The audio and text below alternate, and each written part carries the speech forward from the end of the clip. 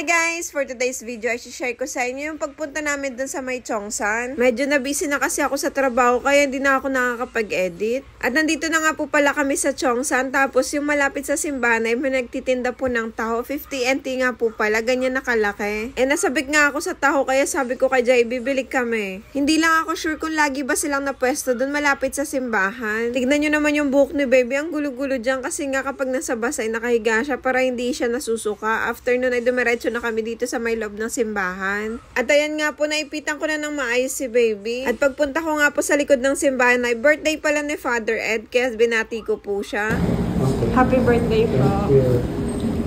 Nung nasa kaligitnaan na nga po ng misa ay nag-aya si babing lumabas. Yun pala ay masakit yung tiyan niya. Mabuti nga po ay nalibang siya dito sa may fountain. After nun ay nakita namin si Tito Ninong Joel niya. Nagsimba nga din po pala. Asawa siya ni Joanne, yung kapatid ni Jay. Umikot nga lang po pala kami para makapag-bless si baby kay Father at makapagbati rin po ng happy birthday. At nabutan ko nga po pala yung mga lectors and commentators na nagpipicture. Hi po kay ate! Shoutout po sa inyo na nagsasubscribe sa akin at nanonood.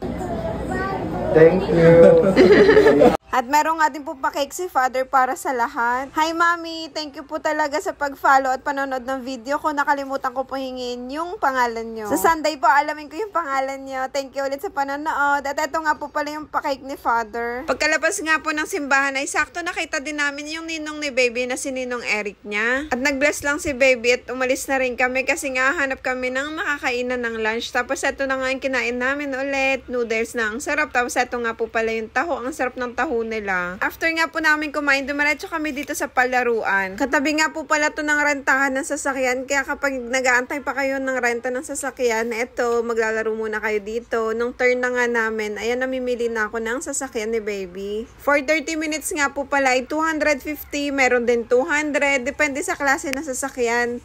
Meron ding 500 pag sobrang ganda ng sasakyan. Ang pangit nga nung napili ko kasi nga ang bagal. Gusto sana namin ni Jay mabilis yung takbo. After nga po namin dun sa sasakyan at ang bilis nagsawa ni baby ay dumiretso kami dito sa may palaisdaan namin.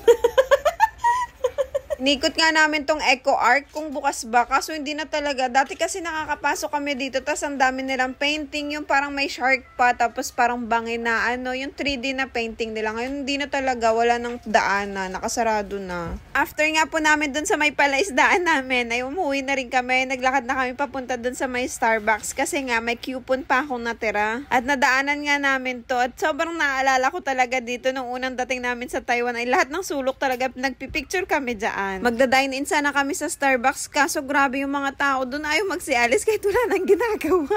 Kaya dumiretso kami dito sa may McDo at dito na lang kami kumain. At sobrang nag-enjoy pa nga dito si baby ng fries at ngayon na lang talaga ulit siya nakakain. Kapag nakakakita ngayon ng fries, sasabihin niya metang low eh. Ang galing na nga ni baby. After nga namin kumain at magpahinga, dumiretso na kami sa bus stop. Sakto nga ay parating na rin. Tapos nakauwi na kami dito. Bilis lang, diba? Hanggang dito na lang. Salamat sa panonood. Please don't forget to like and follow. Bye-bye!